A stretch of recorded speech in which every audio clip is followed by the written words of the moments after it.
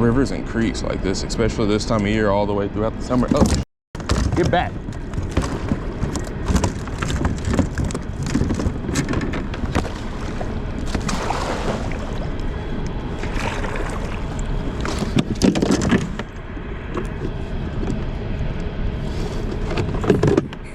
Larry catches the biggest bass.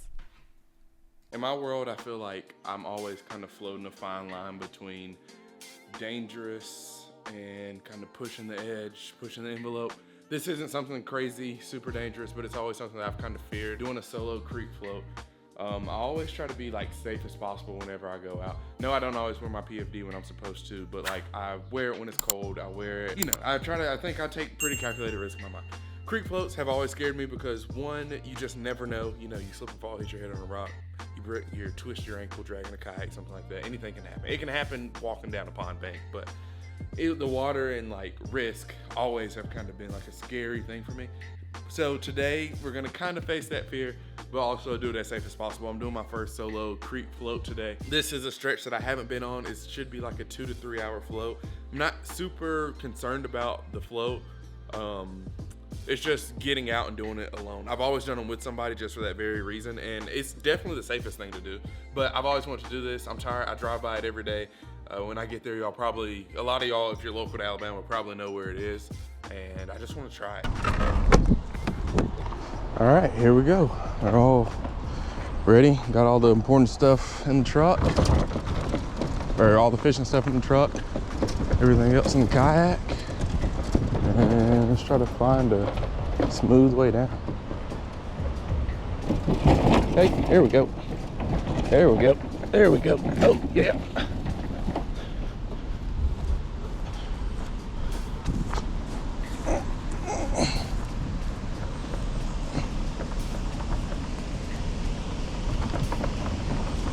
I think right here is going to be our spot.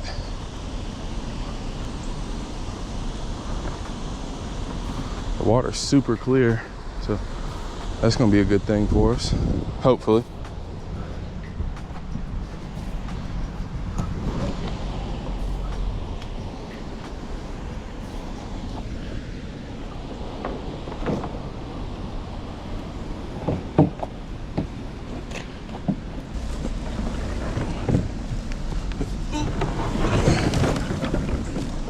There we go.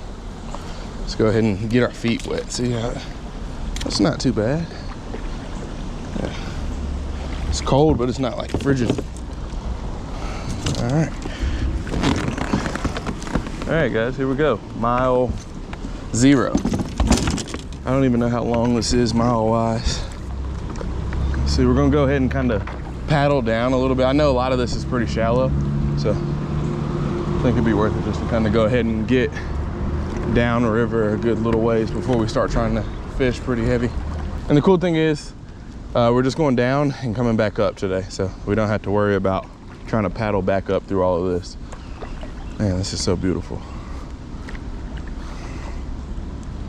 So the 3 rods I rigged up, we got a Chapo first, got a Ned rig, of course, because you can't ever go wrong with that, and then I got a coal shad. The coal shad might be kind of ambitious for in here, but there's other stretches of river that I fish, and a coal shad is just one of those lures that they absolutely hate to see coming. So hopefully that'll be the truth in this one today as well, because I've had some pretty aggressive bites in rivers and creeks and whatnot in the past on big baits like coal shads. Will we make it over all of this? We will. Look at that.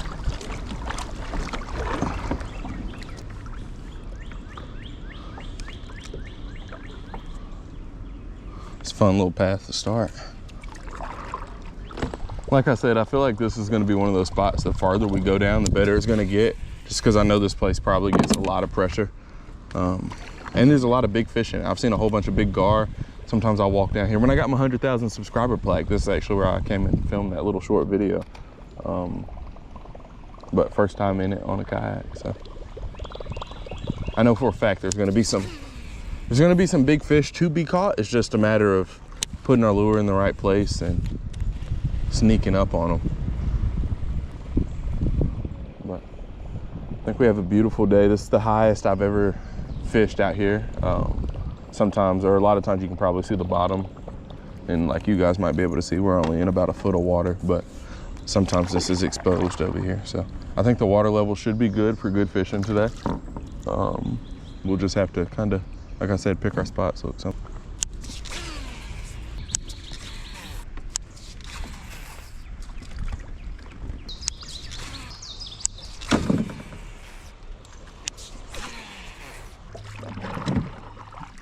awesome. And now we're here. Now we're like officially in the juice. We're gonna see what we got what it has to offer today.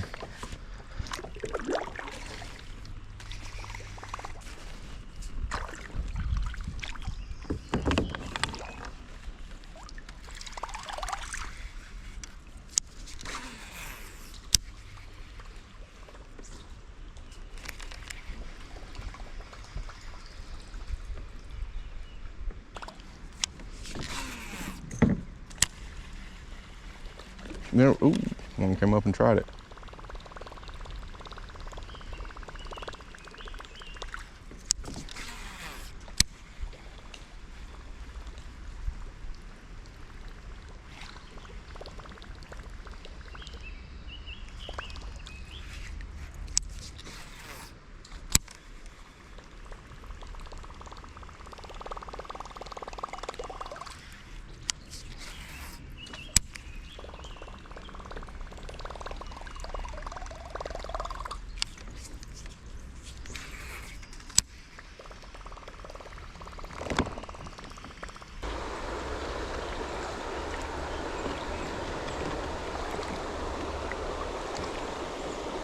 Lilies are blooming. It's the best time of year. Normally they say blooming from Mother's Day to Father's Day, but it's been warm for a while now, and I feel like that probably kind of like accelerated that time frame.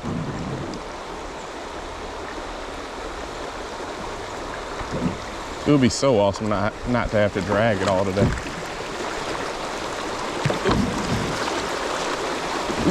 Hey.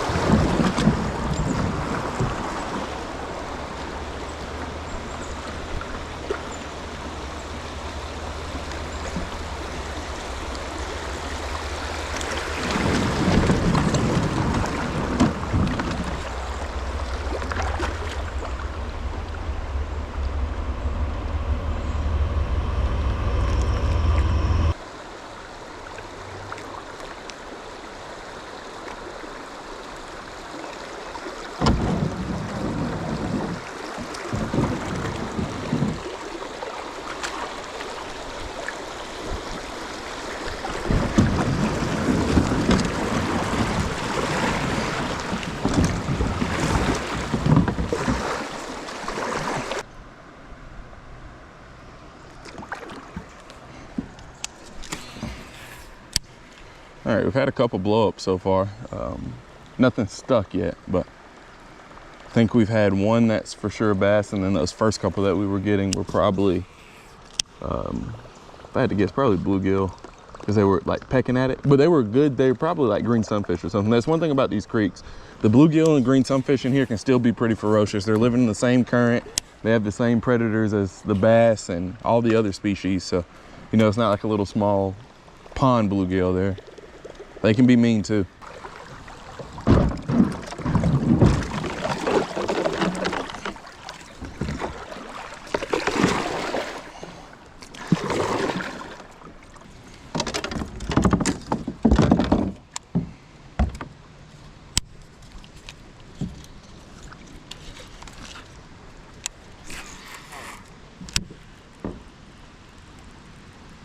I hate snakes. I don't know what it is about a snake, and I literally just said in a couple of videos ago, like, I'm starting to get better.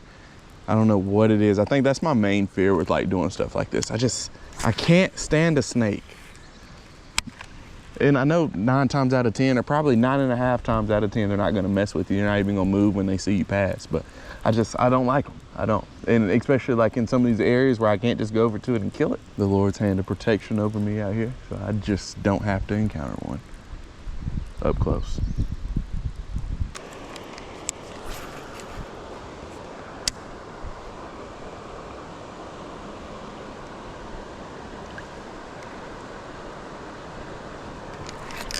There we go.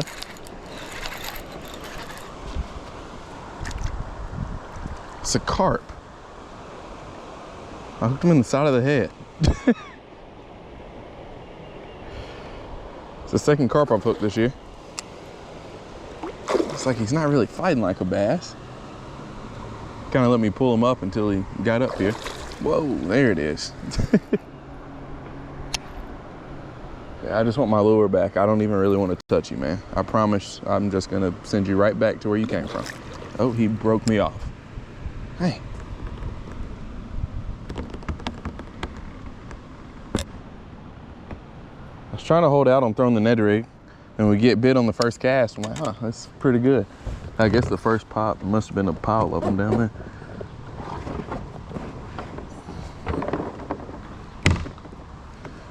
All right.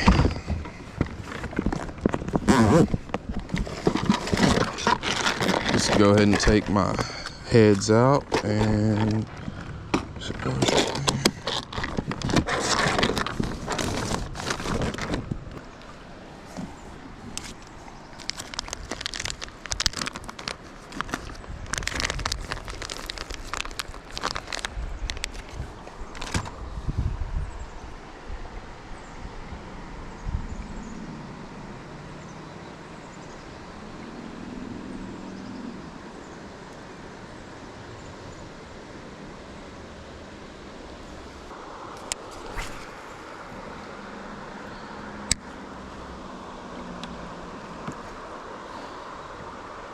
there's another bite.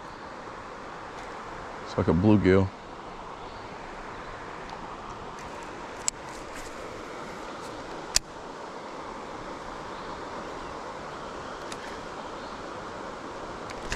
There we go. There we go. What is that? Green sunfish? No, that's a rock bass. Huh, that's a rock bass. I think that might be my first one of the year. Okay. There we go. First fish of the day. Little rock bass. Who would have thought? That was a good bite. I would have never guessed in a million years that was going to be a rock bass. I mean, that bite felt, he felt like a little spot.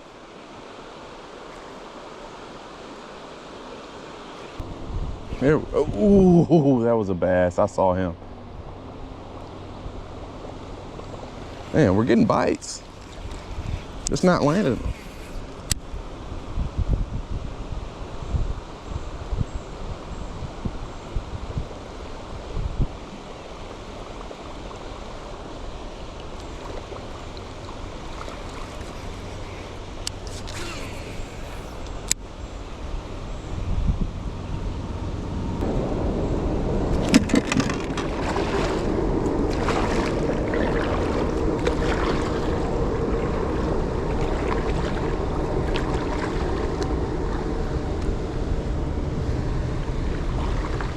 There's another snake, guys.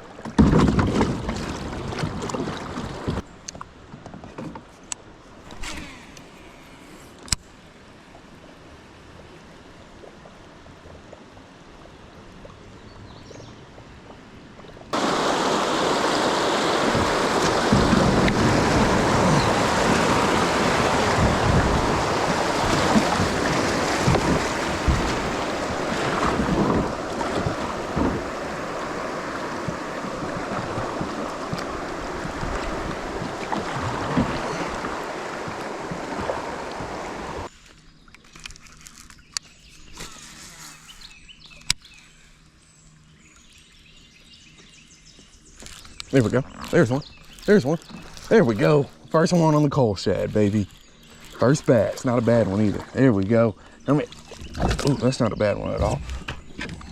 Ooh, what a first fish.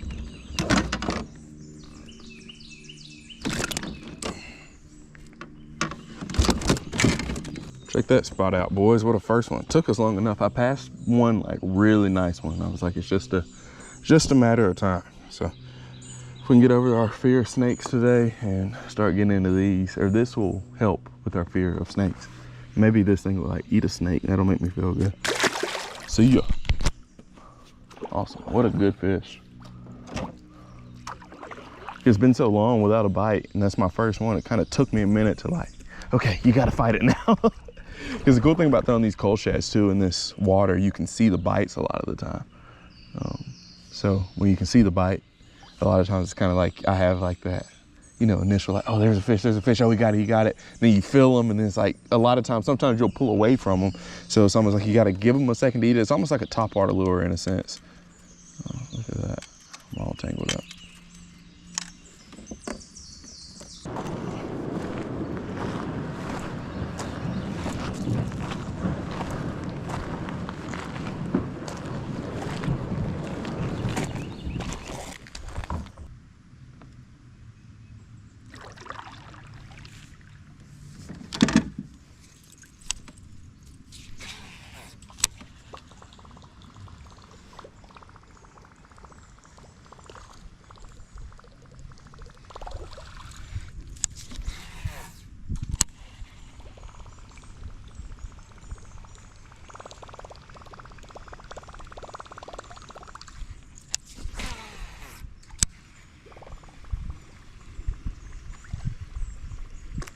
There we go.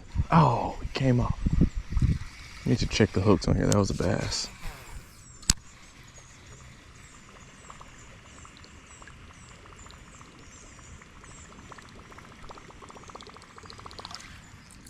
We're getting bites on the top water. I kind of wish I could go back through and maybe fish like a popper through some of these areas. I feel like I might have a better hookup ratio. See, there's another one. There we go. He didn't miss it. Oh, he came off too. What is going on? That's 4 bites right in this little area.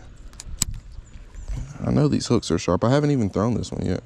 It's a little Cahaba 75. I mean, the hooks look good on it. None of them are bent over. Golly.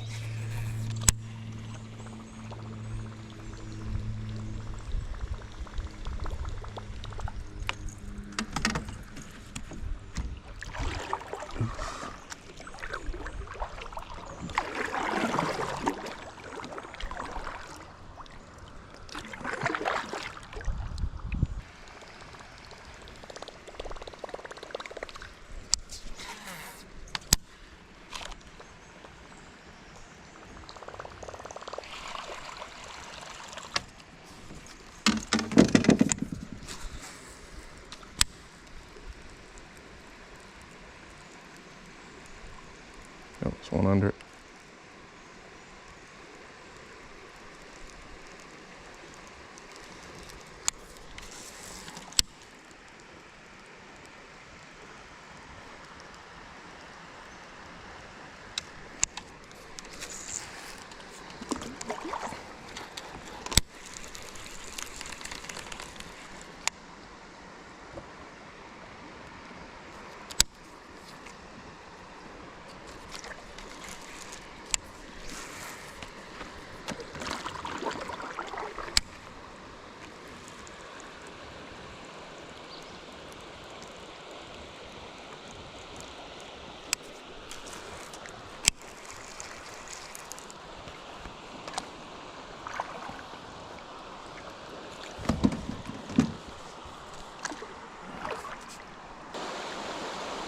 Trying to decide which way to go. Honestly, neither of them look a lot of fun.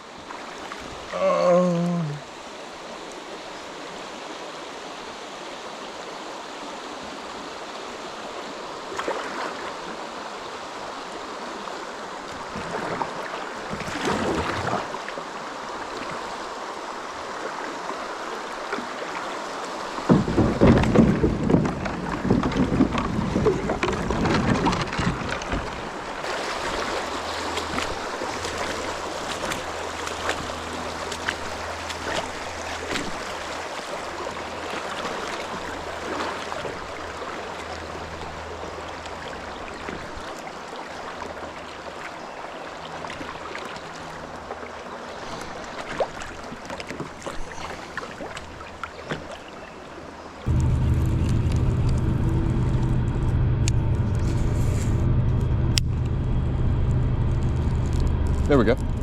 There's one. On the cold shad. There we go.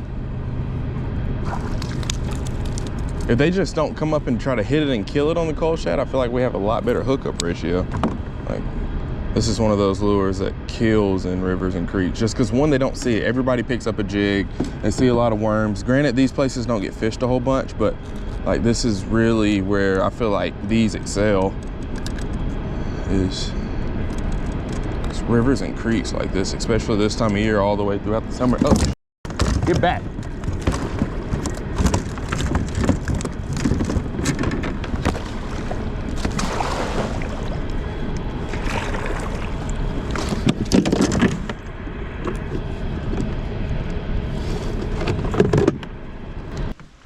I just yelled, get back at a snake.